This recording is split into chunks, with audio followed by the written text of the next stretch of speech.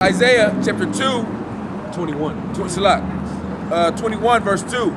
A grievous vision is declared unto me. The treacherous dealer dealeth treacherously, and the spoiler spoileth. Go up, O Elam, besiege, O Media. All the sign thereof have I made to cease. And that's what is that going into? That's going into the Persians and the Medes back then. Yeah. That was dealing with him prophesying about that Babylon being taken by the Persians and the Medes, man. You had Darius the Mede and you had Cyrus the Great. Okay? So this is contemporary. But guess what? It's also prophetic too. Keep reading. Therefore are my loins filled with pain.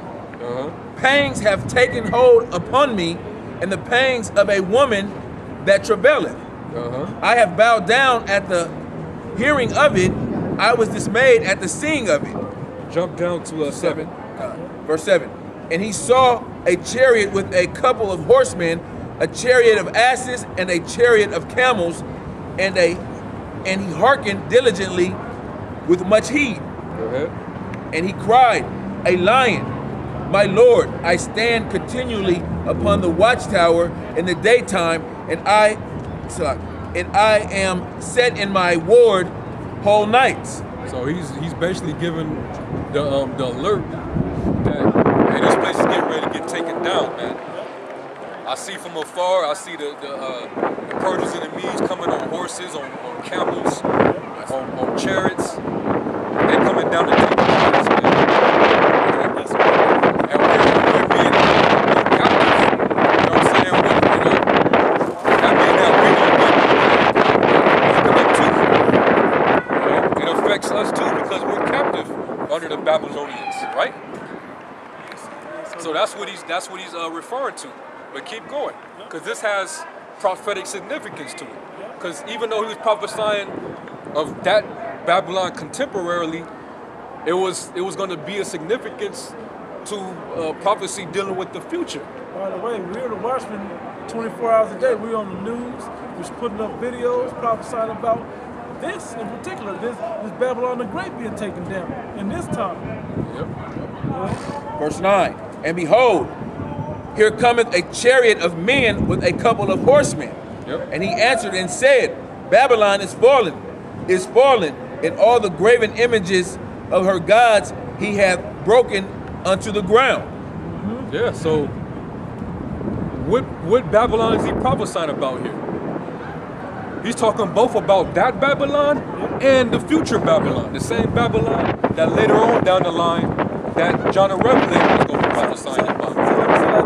So why would John the Revelator, if this came to pass, right, why would John the Revelator go back and be talking about that? And he said the same thing, that great... Literally. You don't get it. You That great city Babylon. Yeah. That Babylon is fallen. It's fallen. Verse 4.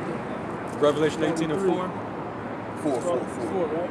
And I heard another voice from heaven, Revelation 18 and 4, I heard another voice from heaven saying, come out of her, my people, that ye be not partakers of her sins, that ye receive not. Verse 2? Is it verse 2?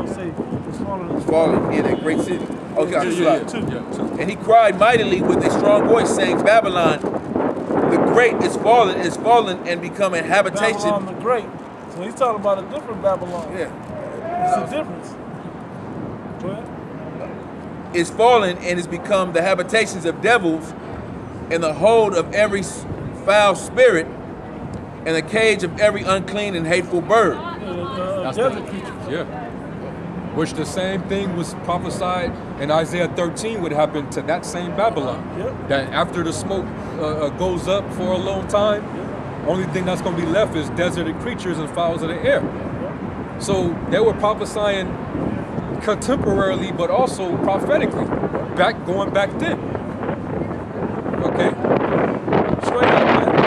That doesn't mean that it didn't happen against Babylon, contemporary Babylon, but it's also going to happen in prophetic Babylon. Great. That's why it says that which have been is that which shall be. And it's double. And that this thing is the wisdom is double, man. You know, it was double layered when they prophesied that, man. Right. thought it was concerning what was getting ready to go down, you know, right, and they was going to live to see it. But it did happen. But futuristically, we living in that time now, and they're back thousands of years later, and they're quoting from the same prophecy that they wrote about ancient Babylon thousands of years ago. We prophesying against this Babylon, the same prophecy. Okay? So that was two, that's Isaiah 21, that's two-fold. Jeremiah 51 and 8, that's talking about the same thing. You know? That's twofold. You know? And then notice how it goes into, you know, you got the horsemen that's going to come against Babylon, like it just said. What are the horsemen that's going to come in this time? The missiles. All right. And what's the two nations that are leading the charge to come against America right now? Isn't that Russia and Iran? Persians. That's the Persians and the Medes, the modern day Persians and the Medes, man. So that's what you got to understand, man. Not everything was meant to just be contemporary. Right. Some of it was only pertaining to the history. Some of it was pertaining to prophetic, and some of it was both contemporary and prophetic. And you just got to know which ones, man. And I want to say this with it also, but all of it was for a purpose, either to create a stumbling block for you, but also to give the righteous the understanding of something else that was going on there. It might just be something as simple of what went down in that time, so we know what to or what not to do in this time. It's still written aforetime, written for our life. The history of before is for our time now to know. That's right. So even when ancient Babylon was taken down, that history that was recorded still can benefit us in this time. And it just so happens that the prophecy is going to repeat itself, so to speak. Yep. Of Babylon the Great being Which is different people. Yeah. You know? And like for instance, when you go into Jeremiah the 50th chapter, that's another chapter where y'all try to say that, oh, that already came to pass.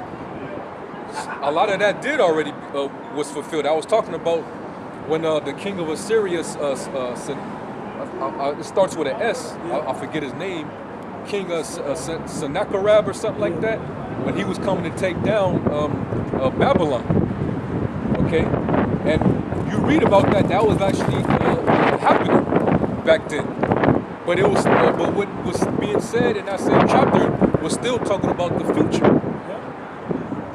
All right.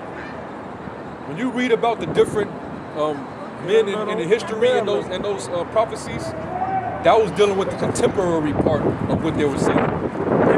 Like here a little bit there. Part of that little bit is not in that part.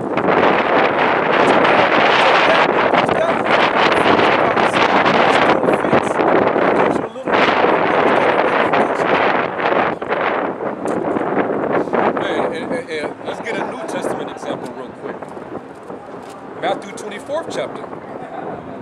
Wasn't that prophesying of 70 AD? But yet, we still bring out Matthew 24. We still go into that. Y'all still go into that chapter. I'm sure you do. That's a major chapter. Just to show you the same thing dealing with the prophecies. It meant what it meant for that time, but it also meant what was going to happen later on too. Matthew 24, start at the top. Matthew chapter 24 and 1. Yahushua went out and departed from the temple, and his disciples came to him to show him the building of the temple. Go ahead. Yahushua said unto them, see ye not all these things? Verily I say unto you, there shall not be left here one stone upon another that shall not be thrown down. And what is Yahushua talking about right there? He's talking about the temple being destroyed by the Romans. Okay? The Romans is going to take all this down. Go ahead. And he sat upon the Mount of Olives, and the disciples came unto him privately, saying, Tell us, when shall these things be, and what shall be the sign of thy coming and the end of the world? Yeah, what shall be the signs of thy coming and the ends of the world? So Yahweh Shai turned around and told them what was going to happen at the end of the by the end of the Roman Empire, the fall of the Roman Empire, what was going to happen in the fall of Jerusalem. He was also being prophetic. You know, all these things that he was getting ready to tell them was going to happen then, or 70 AD, and then it was going to happen later on. We're gonna have to look for these same things that play out again, leading up to his second coming. Because Yahweh Shai didn't come back after 70 AD. Right. He didn't come back and gather his elect and lead them up and deliver them. The kingdom of heaven is not on the earth yet. All right. So let's go into it. Verse 4. And Yahweh Shai answered them and said, Take heed that no man deceive you. For many shall come in my name, saying, I am Hamashiach, and shall deceive many. Saying that they're anointed. You know, you're gonna have false anointeds. You know, guys saying that they're anointed. False. There should come many antichrist. Yeah, false prophets.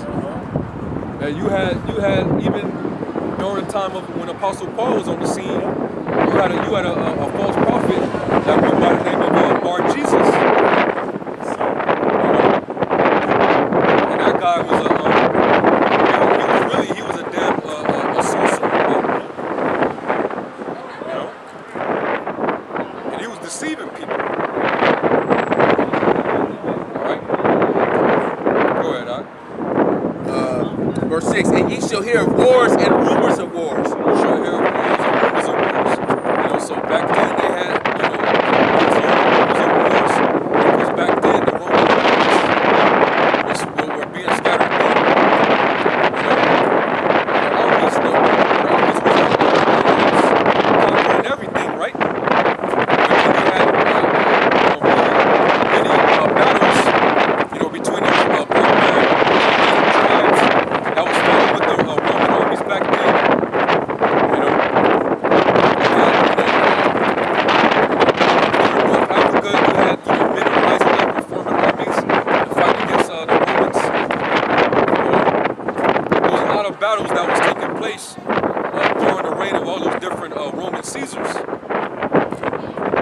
And it was causing a lot of spreading of their military, and they was using up so much money.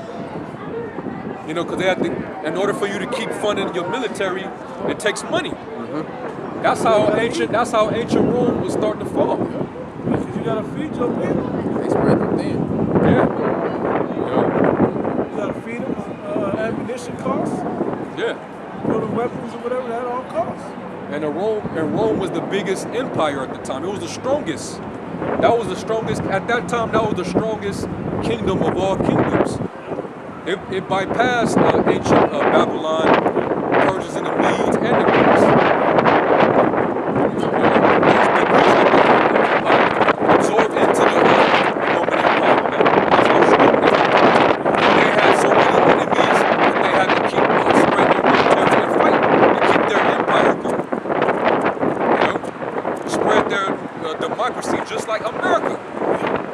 That's why it's what do you call it? An embassy in all these other foreign countries, man. Mm-hmm. Yep. They're trying to push their democracy. You know, they have branched out their military all over the world. Yep. And they're gonna run thin. That's a war tactic anyway, because you go somewhere, it's like, say we're taking down people in Las Vegas, right? We come to Las Vegas, we push all them out of here. But wherever they scatter to, they gonna try to build those people up to come back against us. Exactly. But we've established something here in Vegas. They can't come right back because we got people waiting here. So when they go to Arizona, they're gonna make people from Arizona. They're gonna make them try to rise up. So now we gotta go take this down. But there's always gonna be another army trying to build up to take us down, and it keeps moving. But you gotta establish. You don't want to leave Las Vegas; they'll come right back into here. The same thing at that time. You can't leave that post. You got to keep people there. It costs money to keep people there. Then you got to still go out and go take them down in other places, explore, and take that land too. It costs. Now you're spread out thin because the 100 guys we had here, now there's only 50 guys here. And we took 50 to go down to Arizona. So that you keep expanding, and that keeps happening over time. And there's no, there's no covering, complete covering for all these places. Now you're thin. Now you can be taken down. Yep. Yeah, they were so focused with them tribes fighting them that was coming from those northern lands, up there in Eurasia, coming down from those different parts of Asia and Europe, but they had all that sold up, but there was still tribes that were forming garrisons that was fighting against the Romans, and then that left them vulnerable because what about them Jakes up in North Africa? They start, so you fighting battles on all sides, you leave yourself vulnerable, man. And that's what happened. So those wars and rumors of wars back then, we go into the scripture to this very day because we see what the nations are doing now. They're gearing for war. All right. Recently, you got North Korea. You know what I'm saying? They stay in the headlines, man. Test firing nuclear missiles. They keep saying that America is in range. Yeah. You know what I'm saying? They just shot one down here in the space. Yeah. They shot it straight up. They were saying if they just angle it down a few degrees down, that could reach all the way to the east coast of America. They said it could reach D.C. Even South Korea said that it was able to reach D.C. Yeah. Hey. So, it's because it went up that 2,000, like damn near 3,000 miles up. Then it came another 2,000 miles back down, right into the Sea of Japan. Well, if you take that whole distance, double, the up and then the down, that's the arc going over toward the other land. That's 2,500. That's 5,000 feet. That can reach. That can reach. Because they're not the same angle to go the long way down by the equator where it's bigger. They can go right over through Alaska and part of Canada to get to it. Like a short, the direct path. Which proves the earth is round.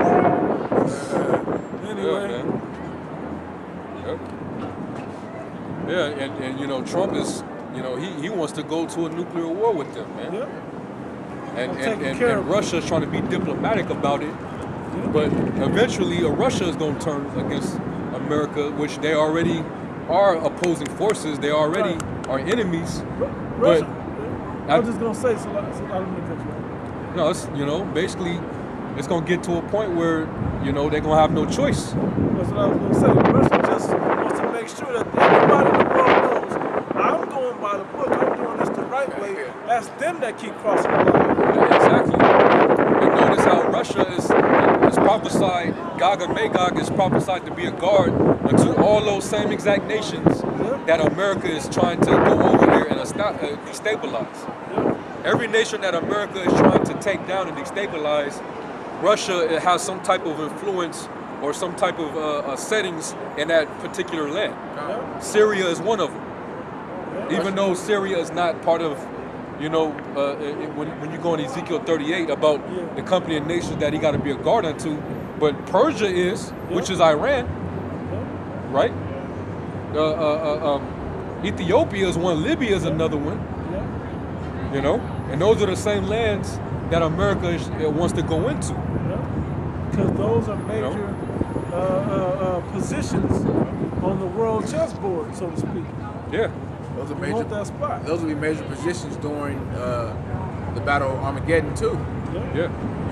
So if all these things are happening now, why can't we go? Why isn't this considered a prophecy? All right. Why couldn't that mean that this is talking about even in this time? When Yahushua said there should be wars and rumors of wars, because it is talking about this time. Right. Okay. A lot of things had to be fulfilled when Yahushua spoke these things. So even though this was applying to what was going to happen by 70 AD, it still applies to what we're going to today. Okay? Everything got to be fulfilled what's written in the law and the prophets, man. All right? Now keep going on that, bro. I started at 6 again. Matthew 24 and 6. And ye shall hear of it's a lot. And ye shall hear of wars and rumors of wars. See that ye be not troubled, for all these things must come to pass, but the end is not yet. But the end is not yet. So these are gonna eventually happen in your time, but the end is still not gonna be yet. Okay? Keep going. For nation shall rise against nation, and kingdom against kingdom. That was going on back then, and it's going on right now. All right, go ahead. And there shall be famine and pestilence and earthquakes in diverse places. That was going on back then. You know, after Yahushua left, that's what they was going through. All right. Well, he said famines, right? But also there was going to be famines He said and earthquakes. Okay. Earthquakes. We still having them. Yeah. One just hit the Middle East. I mean, It was just a 6 point. I think it was a 6.0 that just happened off the coast of Ecuador. Ecuador, They had one over in Iran, I believe. Yeah, you had some in Iran that killed people. Yeah. You just had, I think, one that hit in Delaware, and there was another one that hit over there on the East Coast that was felt in the DMV area and as far as New York City. Yeah, it was a 4.1. A 4.1. All right. So hey, that's being fulfilled now. It was happening back then, and it's happening now, man. Hey, the prophecies work the same way. The Old Testament prophecies, it works the same way, man. That Matthew 24 chapter, it was fulfilled in 70 AD, but it's also being fulfilled because everything has to play out. Okay. Can I tie something into those famines right there? He said famines in that chapter, right? Deuteronomy, look how far back this goes, right?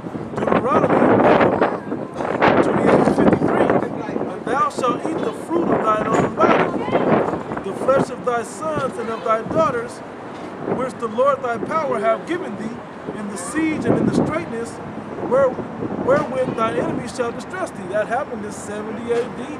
It's going to happen in this time also. That's right. That's another twofold scripture. Yep. That'll come to pass. People is going to be cannibalism. Yeah. Because of the famine. They're going to need food. Hey, that's why it's in the prophetic movies. Like the sea, the road and the book of Eli. That's in those movies. And I'm sure it's in other movies as well. Yep. You know, I didn't want to go too far into that. I just want to hit that one. But that cannibalism coming back. That was prophetic for 70 AD. Because they went through that. And then it's going to be prophetic in the fall of Babylon and Great America. Yep. And this time. Hey, that was the Most High put a famine in Samaria during the time of the kings of Assyria, man, when Elisha was on the scene. Yeah. There was a famine then in Samaria, and you had women that were trying to share their sons to eat. They were making deals with each other. Hey, today we both can eat your son, and then tomorrow we can eat my son. But she psyched her. Yikwabbed her and shit, man. But that's how real it gets, man. Because these things were going to be on us for as a sign throughout all our generations forever, man. That's why we're reading about the curses even to this very day. That's why we still bring out Deuteronomy 28. That's how you identify who the children of Israel is to this very day. That's so it's still the test of time because there's no other people on the planet that have been going through this for this amount of time. Yep. Since the curse happened. Yep. All the way from back then, all the way up until Hosea, all the way until now. Yep. These same people have been dealing with those curses. Yep. And it's in secular history. If you go deep enough, you can see that it was us going through that. Come. Go back, Matthew 24. Matthew 24 and 7. 7. For nation shall rise against nation and kingdom against kingdom, and there shall be famines and pestilence and earthquakes in diverse places. Hey, the plagues of Egypt as before, right? That's another one. Twofold. Go ahead though, bro. All these are the beginning of sorrows. Yeah. Then shall they deliver you up to be afflicted, and shall kill you, and ye shall be hated of all nations for my name's sake. Was that just applying to them then? Right. Of course it was. All right, that's why there was persecution arose in the churches. Yep. A lot of Jews were being scattered, and they were fleeing. Being persecuted from one nation to another, being thrown in prison, being put to death. You had martyrs that came on the scene. Stephen was one. All of them. Yeah. Apostle Paul eventually ended up getting put to death. But it doesn't just stop with what happened between this time period up until 70 AD. It's going to happen again. That's why you got men, when this truth rose back, and you had men that was doing this work, they got put to death because they were being hated by men. Yeah. Abba Bivens, he got put to death doing the work, man. He became hated for the Lord's sake, man. And the men that's doing what we're doing, hey, brothers all around the world, you can damn sure say that men hate us, man. The sickest. You scoffers, y'all wanna put us to death, man. You want to put us to death. You have those thoughts, man. Niggas like Yakko Wacko, if he had it his way, he'd have all Great Millstone put to death. He'd probably give us up to Esau.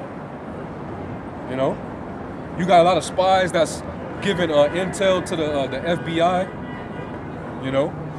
to the government, because they hate us, man. And then what about the men that's gonna be martyrs? That's gonna be beheaded for the witness of Yahweh Shai. Hey, that's in Revelation. That's talking prophetic. That's in Esdras. Yeah. Second Esdras. That's in Esdras and that's in Revelation, man. All right. Keep going, bro. Verse 10. And then shall many be offended and shall betray one another. Is that happening now?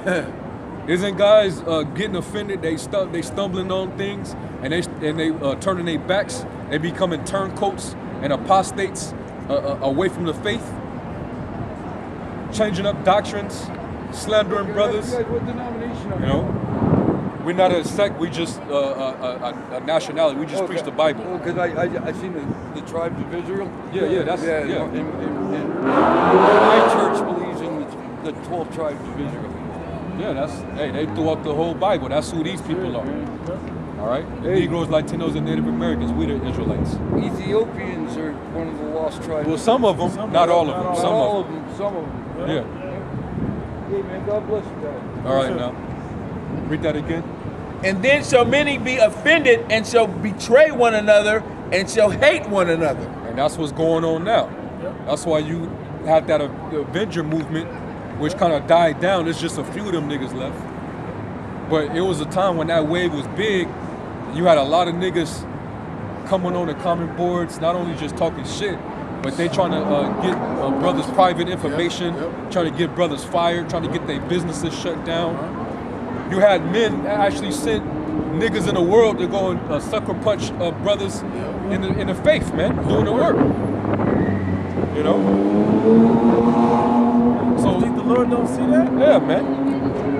The Lord he prophesied that, man. That was 2,000 years ago. That was going to happen then against the disciples and the apostles. And we back doing the work today, and it's happening again. We're being persecuted, man. Brother dudes are betraying the church. This prophecy did it happen then, and up until now, when Abba Bivens came on the scene, that's when it happened again. In between the time of work, this truth wasn't coming out until Abba Bivens, the spirit came on him to bring out this truth. So A portion of the truth was out there before, prior to him, but the full truth it didn't make its way until Abba Bivens, because he was the one that he was under Judaism, so they was dealing with the Torah, basically the law. But he's the one that went into the New Testament and started breaking things down. He was the first one that came on the scene and started breaking down the truth from the Old Testament to the New Testament. Because back then they were only dealing with the Old Testament. right? That's when the real truth started springing out, man. The Spirit got on that man, and he brought it out, man. All right? Go ahead, Doc. Verse 11. And many false prophets shall rise and shall deceive many. Hey, false prophets, you had them rising up back then. Bar Jesus was considered a false prophet. You know, you had other false prophets that were rising up, man. It says deceiving many. Deceived by that the Vatican is Babylon the Great, man. That's deceiving many people right there. And other wayward ass doctrines, these other Israelite groups got, right? Yeah. The mark of the beast is an embargo in Christianity. You already got the mark of the beast. Yeah, King Solomon had the mark of the beast. The mark of the beast is Christianity. Yeah. It's crazy. If you sleep with a heathen, you got the mark of the beast. You know what I'm saying? Just all type of madness, man. You know? All type of crazy shit. Egghead. The 144,000 women are a part of the 144,000. Well, the only 144,000 is only talking about the tribe of Dan. Yeah. All the tribes are Danites. Yeah. You know what I'm saying? Shit like that, man. That's deceiving many. Yeah. And the name doesn't matter. That's deceiving many right there. Oh yeah. Oh, that's the man. Yeah, that's the coldest one. That's a real cold one right there, man. You could call him Yo Play Yogurt, man. You know? So, hey, it's being fulfilled. A guy called himself the God sent comforter. Yeah, it's being fulfilled right now, man. You know? Keep going. And because iniquity abound, the love of many shall wax cold. But he shall endure unto the end, the same shall be saved. So if you endure all this until the end, the same shall be saved. Are we in the end yet? No. It ain't over yet.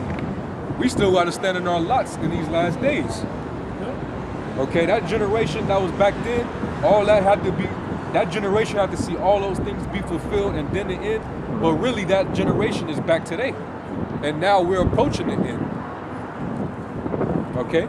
We're still not in the end because the kingdom is not here. Yahweh Shai is not back yet. Go ahead. See, a lot of people that say that Yahweh Shai, when he was saying these things, it was only just pertaining to what was going to happen by 70 AD. That doctrine is known as preterism. The same philosophy that Bell, we call him Bell Pepperhead, William Bell, he teach eschatology, and that preterist view that everything was fulfilled by 70 AD, that's a doctrine of the devil. Because you're saying all these things are already fulfilled, you're ultimately saying that Yahweh Shai already came. Yeah, he already came back, yeah. And guess what? That same doctrine caused a lot of people to fall off the truth. Because you had simpletons like Philetus, Hymenaeus and Philetus that was saying that the resurrection had already come to pass. And it overthrew the faith of a lot of people, man. It became a stumbling block, man. And Apostle Paul, he was warning them. He said, these things that they're speaking, it works like a canker, which is basically a cancer. You know? So when you start teaching madness, that shit starts spreading, man. Everybody start getting infected by that filthy doctrine, you know, that disease-ridden doctrine that you're spewing out, man. You know? That's an accursed thing. When you preach another gospel, that's an accursed thing, man. It says when Apostle Paul said, if you hear another man preach another gospel than you heard me preach, let that man be accursed. And you know what was accursed according to the law? Idols. Idols. Okay? Which a false doctrine is likened unto an idol. It's a strange woman. Okay? Giving ultimate respect and reverence to Khan. You know? not the truth, not the wisdom of Yahweh Shai. Yeah, man. That's where the truth comes from. Idols is actually it spiritually pollutes you. you become unclean in the eyes of the Lord because that's like you basically committing adultery on the Most High. Spiritual fornication. If your woman, you're the only one she's been having sex with, but then she turn around and start laying with another dude, and he stick his right up in her, she's now filthy now. You can't return back to her, she's defiled. That land is greatly polluted. So it's the same thing when you go into these different philosophies and even going into these other doctrines. When you change the doctrine up, you polluted yourself, man. Now your conscience is defiled, is seared with a hot iron. All right? To the unbelieving, there's nothing pure. Go ahead, Doc. Verse 14. And this gospel of the kingdom shall be preached in all the world.